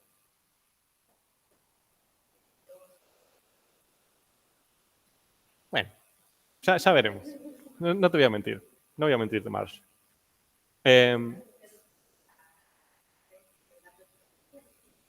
No, vas a poder conseguir la integral exacta. Eso sí. Eso te lo garantizo. Bueno, entonces, lo que vamos a ver ahora es, para que entiendan mejor ¿Cómo es este proceso de integración? El caso más sencillo y más claro es el de las integrales dobles. ¿Bien? Es el más sencillo para que vean todo este proceso cómo se hace. Entonces, nos vamos a detener en ese. Y vamos a llegar hasta ahí, hasta definir la integral y punto. Después hay toda una parte de cómo ese límite, o sea, recuerdan que cuando nosotros llegamos a este límite estábamos felices de haber definido la integral, pero el problema era que no sabíamos resolverlo, ¿no? Bueno, hay todas unas estrategias de resolución de este límite para evitar hacer el límite que no las vamos a ver. En el libro la tienen, pero nosotros no la vamos a trabajar. ¿De acuerdo? Vamos a llegar hasta la definición. Y punto. Para las integrales dobles. Y después lo vamos a volver a ver más rápidamente para las integrales de línea. Y con esas sí vamos a trabajar un poco más. Esas sí la vamos a resolver y ver cómo, qué consecuencias tiene. ¿De acuerdo? Para que nos ubiquemos. Vamos. Todo lo que acabamos de escribir está ahí, pero queríamos que lo repase. ¿No? Partición del intervalo, definición de la norma, cuál es el subintervalo con mayor medida, elección de los puntos muestra, cálculo de la aproximación parcial, que es esta, planteo de la aproximación total, que es esta, y después el límite, ¿sí? Porque me va a dar la integral. Bien. Vamos a trabajar con una integral doble. Entonces, cuando trabajamos con integrales dobles, vamos con este primer paso. Lo voy a hacer en colores, ya que tengo.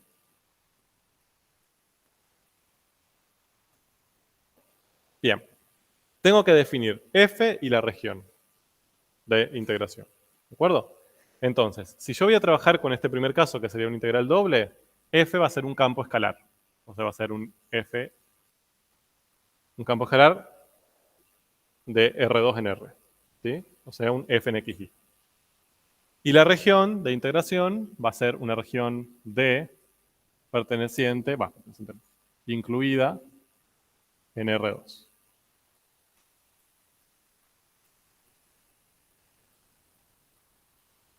Voy a trabajar con ese campo, con la ley de ese campo, o con ese campo en general, y en esa región D. ¿Estamos de acuerdo? No, las dobles son sobre campos escalares. Entonces, en definitiva, yo lo que voy a tener es, para que lo pensemos gráficamente, una superficie que va a ser la gráfica de ese campo y su dominio, ¿no? Yo lo que voy a hacer es, en su dominio, quedarme con una región D. ¿Sí? Es decir, de todo su dominio yo voy a integrar en esta región D, que tiene que ser cerrada y acotada.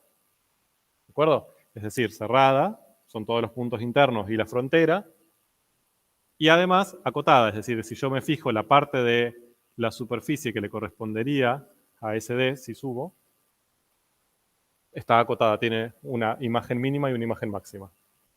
¿De acuerdo? No tiene un comportamiento sintótico ni nada extraño. Entonces, ahora yo tengo que hacer la partición. ¿A quién voy a partir? A D, ¿bien? Al intervalo de integración. ¿Cómo voy a partir a D? A D lo voy a ver en 2D para que sea más fácil, ¿no? D es este. Tengo X. X.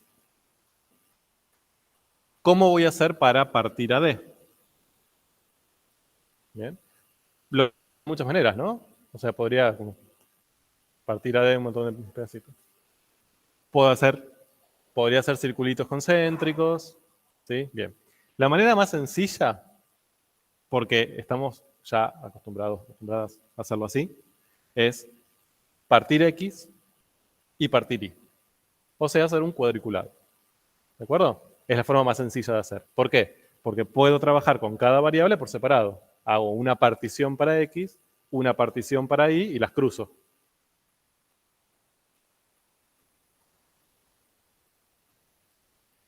No entendí.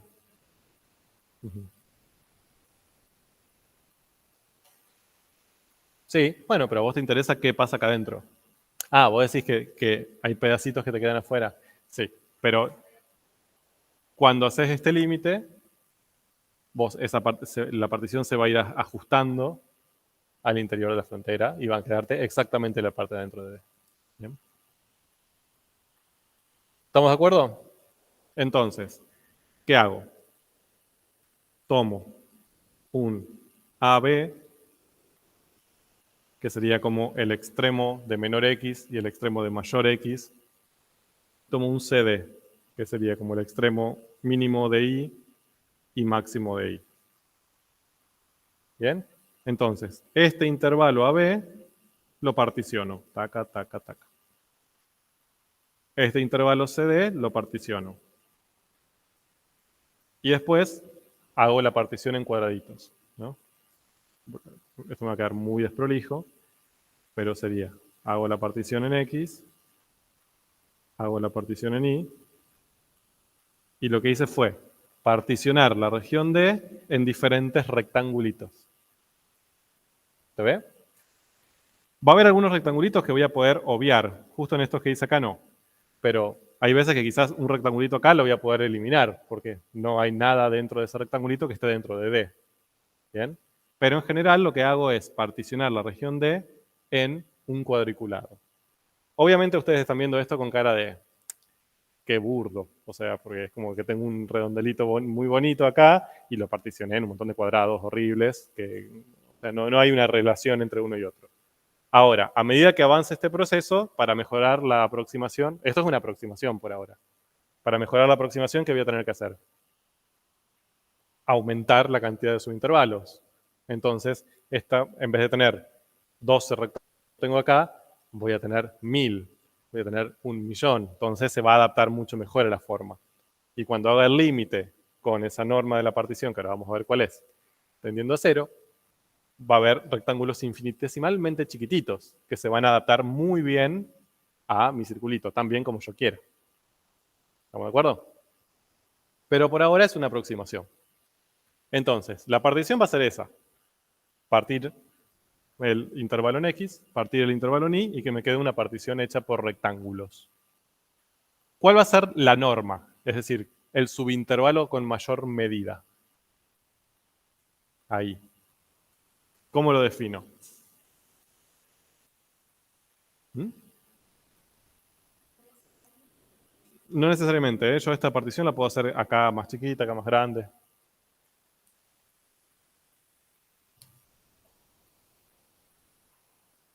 De menor no, de mayor. La norma era el más grande, ¿se acuerdan? El subintervalo más grande. Pero acá, supónganse que yo tengo uno que tiene uno de sus lados, la base súper larga y la altura muy chiquitita. No sé si es el más representativo, porque yo tendría que elegir como norma el más grande de todos. ¿Cuál es el más grande de todos? ¿Mm? Es un rectangulito. Bueno, no, pero podría ser. Sí, lo podemos definir por el área. Hay diferentes propuestas. ¿Bien? Una es que sea el mayor área. ¿Bien? El de mayor área de todos. En general, lo que van a encontrar en los libros es que es el de mayor diagonal. ¿Bien? O sea, el que tiene la diagonal más larga es porque tiene o uno de los lados y o el otro más largos. ¿De acuerdo? Entonces, el que tiene mayor diagonal va a ser la norma de la partición. Si yo obligo que esa norma de la partición tienda a 0, es decir, que esa diagonal tienda a 0, estoy obligando a que todos los rectangulitos tiendan a ser muy chiquititos. ¿De acuerdo? Bien. Y ahora lo que tengo que elegir son puntos muestra. ¿Cuáles serían los puntos muestras acá? Los pinto en amarillo. ¿Dónde estarían cada punto muestra? Bien, puede ser en el medio o en cualquier lugar. Lo importante es que haya uno dentro de cada rectangulito, ¿no? Puedo tomar uno acá, uno acá, si quiero, uno acá. ¿De acuerdo? Bien. Todo eso lo tienen ahí.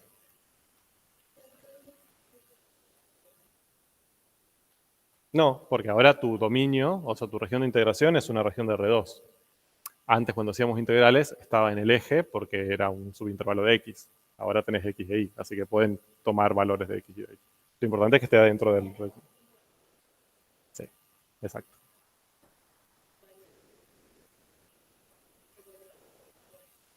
La partición es esto. O sea, la partición, la norma la definís en palabras. Es el rectangulito con mayor diagonal. No, no, no. Entonces, bueno, acá va a estar todo lo que yo hice acá de manera muy simia, en forma muy bella. Bien. Entonces acá tenemos la superficie, tenemos la región que vamos a integrar, hacemos la partición de esa región, ¿no? Fíjense, particionamos X entre A y B, particionamos Y entre C y D, hacemos un cuadriculado. Acá hizo una equipartición, o sea, fíjense que todos los subintervalos miden lo mismo. Eso no tiene por qué ser así, pero acá lo hizo así para que sea más fácil de ver. Y en cada uno de esos subintervalos en que dividió la región, eligió un punto muestra al azar. ¿De acuerdo? Sí, sí, sí. Sí, lo importante es que sea un punto interno dentro de tu subintervalo. Si justo cae en el eje, puede ser. Ningún problema. ¿De acuerdo? Bien. Ahora, tenemos que hacer la aproximación parcial. Esto. Estoy acá. Bien. Entonces, ¿qué tendría que hacer? Primero, calcular f en CI, o sea, la imagen en el punto muestra, ¿no? O sea, en cada uno de estos puntos muestra que encontré acá, lo que hago es calcular su imagen, ¿sí? Calcularía un z, que es la imagen, en el xy y y que tomé, que sería cada uno de los puntos muestra, ¿no? Si quieren, escribo así.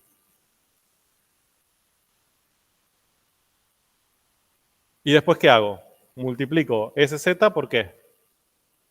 Antes yo lo multiplicaba por la longitud del subintervalo. Ahora, ¿cuál va a ser la longitud de cada subintervalo? El área de cada rectangulito. ¿De acuerdo?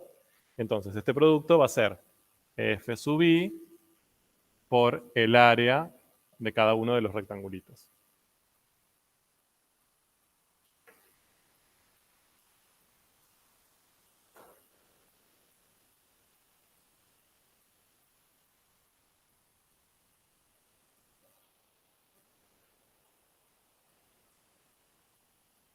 Claro, el área sería, lo que pasa es que ahora tu partición, cuando vos hacías una integral definida, tu partición era dividir el eje X en subintervalos. Entonces ahí vos hacías, este delta X era la longitud de ese subintervalo. Ahora, cuando haces esta partición, ya no tenés subintervalos que sean en una sola dimensión. Tenés regioncitas. Entonces su medida ya no es la longitud, es el área. ¿De acuerdo? Bien, entonces, fíjense.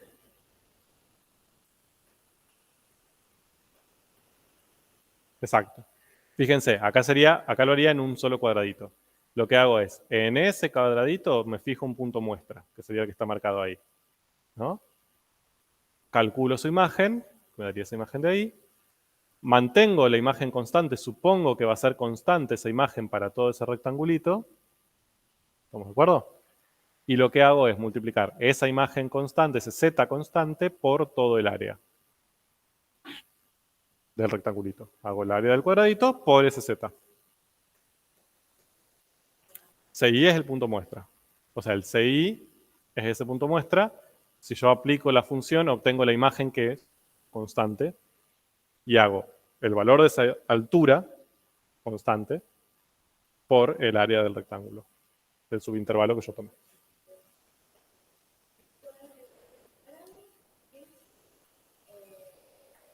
Sí, es una subregión, llamémosla así.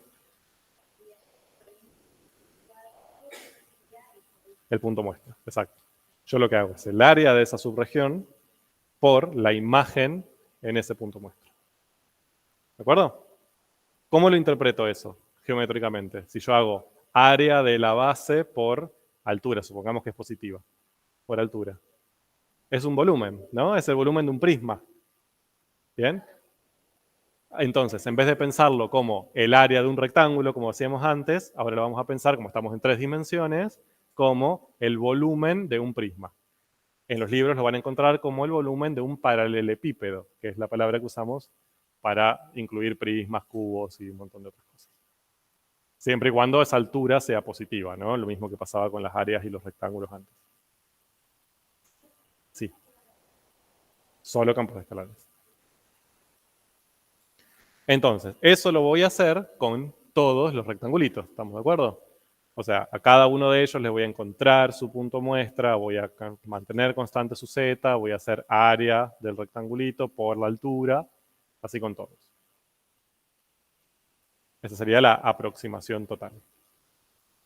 Esa es la parcial, la que estamos haciendo, altura por el área. Y la total sería, la podría pensar gráficamente como algo así, ¿no? Ya acá visualmente se nos complica, pero sería en cada uno de los rectangulitos, calculo la imagen, la mantengo constante y hago esa imagen constante por el área de la subregión. Entonces sería el volumen de cada uno de esos prismas. Esa sería la aproximación total, ¿no? La sumatoria de todas esas parciales una por una. ¿Estamos de acuerdo? Ahora, yo lo que quiero es, bueno, esto es una aproximación, pero lo que quiero es eso mismo, ¿sí? Pero ahora quiero hacer realmente una integral, es decir, pensarlo no para 12 o no sé, 60 cuadraditos. Lo quiero para todos los puntos de la región. Entonces, ¿cómo hago? ¿Qué tengo que incorporar ahí para llegar a la integral? Esa es la aproximación total, ¿no? Fíjense que ahora, perdón, antes de avanzar, fíjense que ahora ya no tengo una suma, ahora tengo una doble sumatoria, porque tengo que sumar esto pensando en x y pensando en y, ¿no? Ahora, ¿cómo hago para que esta sumatoria, que es una aproximación, pase a ser una integral exacta? El límite de esta sumatoria cuando ¿quién? Bien, o sea, cuando la diagonal de esos rectangulitos tiende a cero, ¿no? O sea, cuando esos rectangulitos, esos cuadraditos se hacen cada vez más chiquititos. Bien, obviamente va a aumentar la cantidad, pero cada uno de esos rectangulitos va a tener una base más pequeñita, ¿no?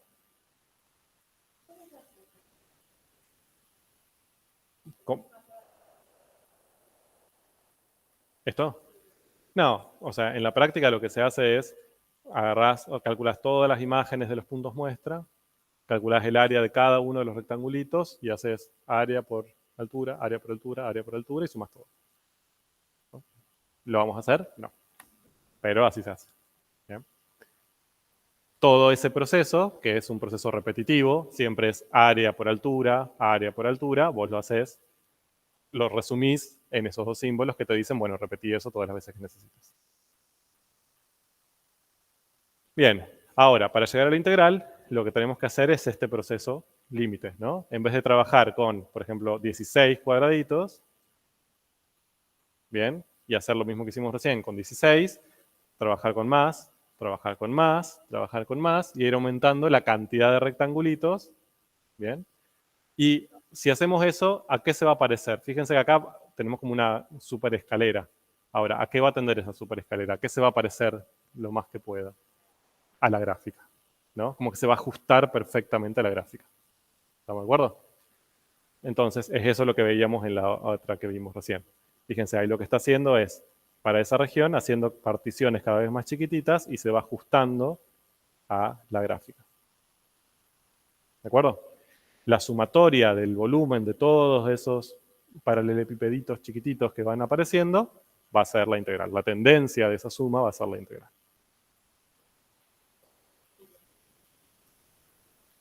En este ejemplo, la región de integración es este cuadrado. En vez de haber tomado este circulito, en ese ejemplo que está graficado ahí, es ese cuadradito. Toda la... No. La superficie se continúa.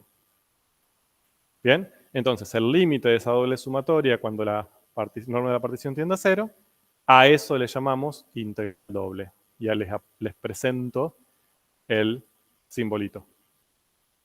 Bien, el simbolito de la integral doble es dos símbolos de integral, básicamente.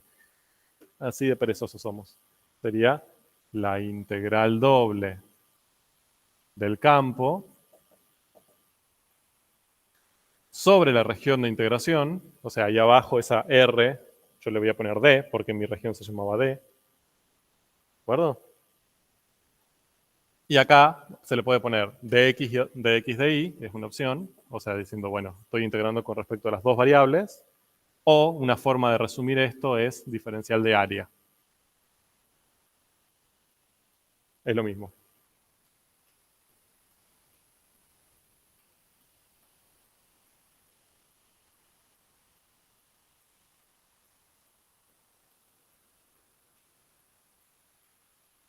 Bien. ¿Qué me interesa de esto? Además de que puedan más o menos explicar el proceso de integración, que vean que el mismo proceso de integración que usamos para las integrales normales se usa para estas. O sea, cambia obviamente porque en vez de pensar en un subintervalo en AB, pensamos una región, o sea, cambia por una cuestión de en qué espacio estamos trabajando. Pero en definitiva, el proceso de integración es el mismo. Y de hecho, como el proceso de integración es el mismo, la interpretación de esos resultados van a ser las mismas. Bien.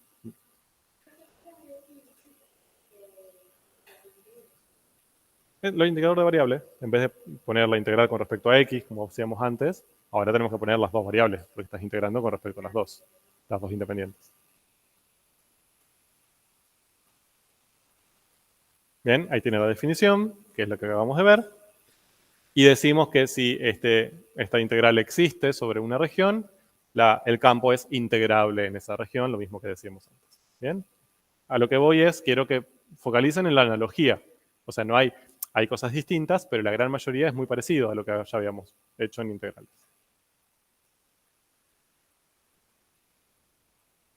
Bien, y acá les dejo también tres interpretaciones. No vamos a ahondar mucho en esto, pero fíjense, si la función es integrable y sus imágenes son siempre positivas, como en este caso, o sea, las imágenes para la que yo estoy trabajando siempre tienen zetas positivas, ¿sí?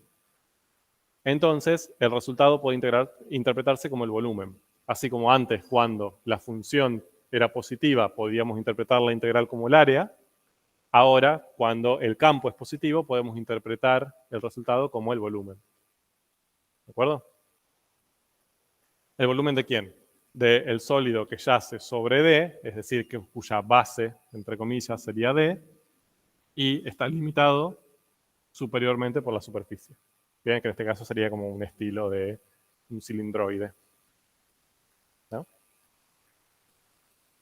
Por otro lado, si ese campo que yo estoy integrando es el campo constante 1, o sea, la ley de ese campo es 1 directamente, entonces el resultado que yo obtengo va a ser directamente el área. ¿Por qué? Porque viene de acá, o sea, yo acá estaría multiplicando. Para cada punto muestra, la imagen del campo sería 1, ¿no? Si la ley del campo es 1 constante. O sea, este FCI sería siempre 1, para cualquier punto muestra que tome. Y lo multiplico por área y sumo todas las áreas que me va a dar, y el área de la región. ¿De acuerdo? ¿Qué? Esto sí, un paralelo al XY con altura 1. Sí.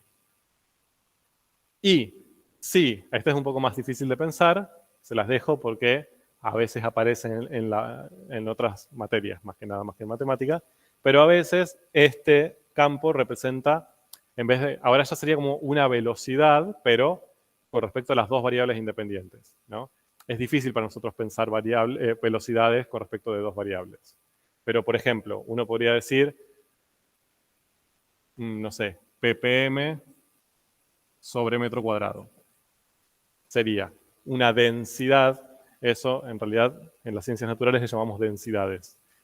¿Cómo varía la concentración con respecto al área? Por ejemplo, tengo un campo, tiro, no sé, un fertilizante, ¿de acuerdo? Entonces, ahí lo que yo puedo decir es, en este metro cuadrado que tomo, ¿cuántos ppm hay de fertilizante? O cuántos molar hay de fertilizante, ¿de acuerdo? Que quizás es distinto a si tomo un metro cuadrado allá. Entonces, yo podría buscar un campo que me diga para cada punto del campo más o menos la densidad por metro cuadrado que hay de fertilizante. ¿Se entiende? Más o menos la idea. No sé que no es sencillo. Entonces, cuando tenemos esos campos y hacemos la integral doble, lo que estaríamos haciendo es multiplicar esa densidad básicamente por el área de toda la región, entonces me daría directamente el cambio total, la concentración total de fertilizante que puse.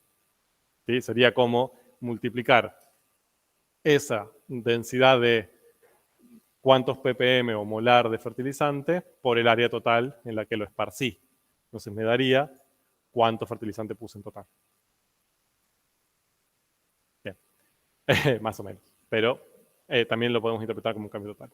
Esto no es tan usado, la verdad, se usan más estas dos, pero también existe. ¿Estamos de acuerdo? Bueno. Todo lo que necesitamos que sepan de dobles. Si leen en el libro, van a encontrar toda la estrategia de resolución de integrales dobles. ¿Bien? Es decir, cómo a partir de esto yo puedo llegar al numerito. Hasta acá lo tendremos que hacer con el límite, que sabemos que eso no se puede. Bueno, no es que no se puede, es muy difícil. En el libro tienen toda la parte de cómo resolverlas. No nos interesa. Bien, hasta de hecho ahí en la práctica tienen una guía entera, una parte entera de la práctica sobre esto. No nos interesa. ¿De acuerdo? Hasta acá de integrales dobles. Lástima que no me queda tiempo, porque sí me interesaría ver con ustedes por arriba, en realidad. Perdón, que les supe tiempo, pero creo que para que entiendan cómo es esto, es más conveniente que lo hagamos ahora y no que lo hagamos mañana. Esto es algo muy parecido a esto, lo vamos a hacer con las integrales de línea. O sea, este mismo proceso es el que se usa para las integrales de línea. Las integrales de línea que nosotros vamos a usar, la principal diferencia que tienen con lo que vimos recién es que no la vamos a aplicar sobre campos escalares, la vamos a aplicar sobre campos vectoriales. ¿De acuerdo? O sea que acá yo voy a trabajar con una f sota.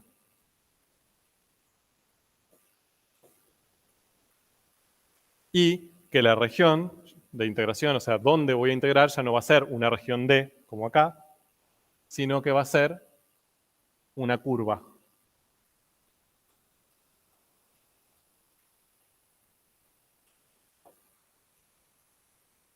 ¿De acuerdo? Entonces, los puntos en los que yo voy a trabajar no van a ser una parte de R2, una región, un círculo, un cuadrado, un rectángulo, lo que sea, sino van a ser pertenecientes a una curvita. ¿Ok?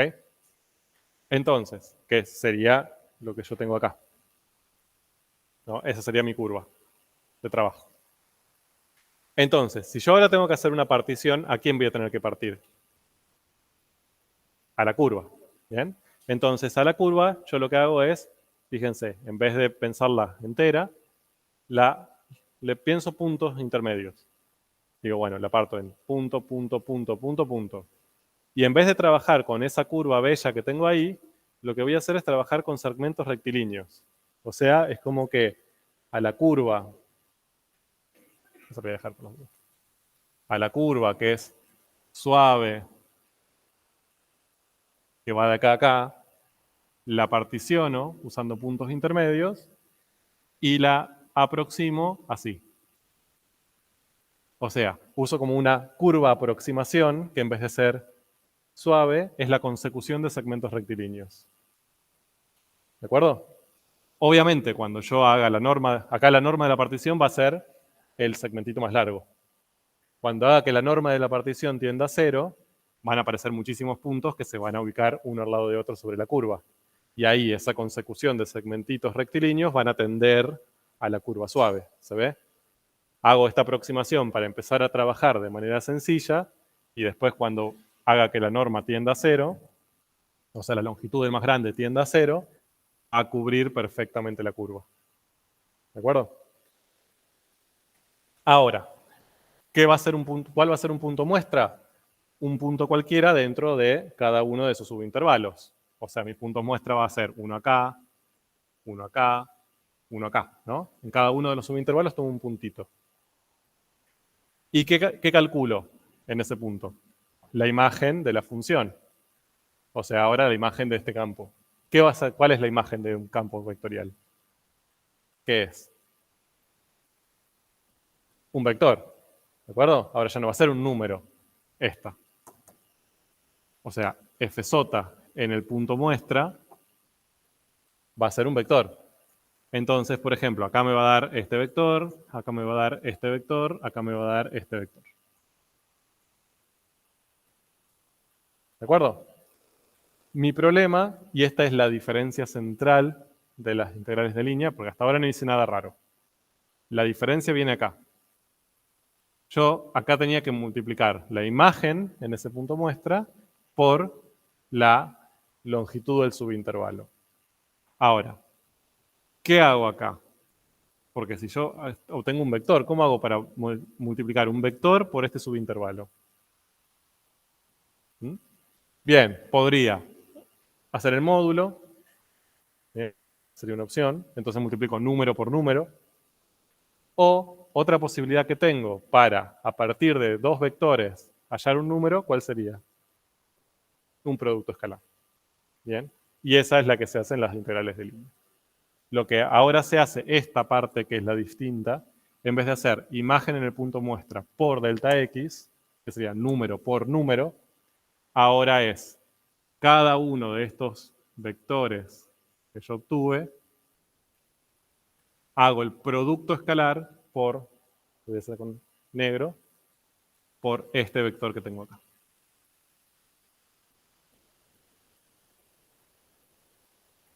Claro, o sea, como la curva es una curva orientada, esto lo puedo pensar como un segmento orientado, ¿no?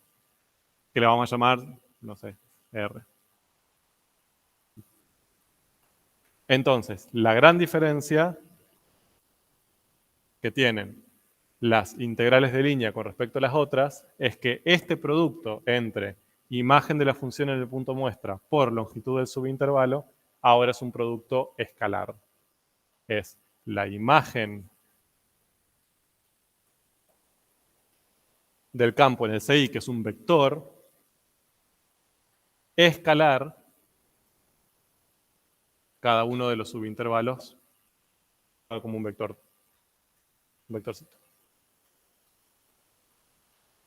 ¿De acuerdo? Esa es la gran diferencia. Mañana lo vamos a ver con más detalle, vamos a ver cómo trabajamos con eso, pero es la principal diferencia en todo el proceso. Obviamente, cuando yo haga este producto escalar, ¿qué voy a obtener como resultado? Un número. ¿Puedo hacer la sumatoria? Sí. Hago la sumatoria de este producto escalar más este, y eso me va a dar un número. ¿De acuerdo? ¿Cómo hago para llevarlo a integrar? Hago que esta partición sea la norma tienda a 0. Es decir, que en vez de tener 3 subintervalos, tenga infinitos. Y hago un producto escalar para cada uno de esos puntitos y los sumo todos. ¿De acuerdo? Punto. Esa es como para no perdernos, para que no empezar mañana otra vez de 0. Es el mismo proceso con esa diferencia. Bien. Hasta mañana. ¿Cómo? Sí, sí, sí. O sea, vos podés tener un array chiquito y un vector grande. Pues. O sea, este punto yo lo puedo poner acá, si quiero. Ningún problema. Bueno, con quienes se queden, nos vemos en el aula 2 en un ratito.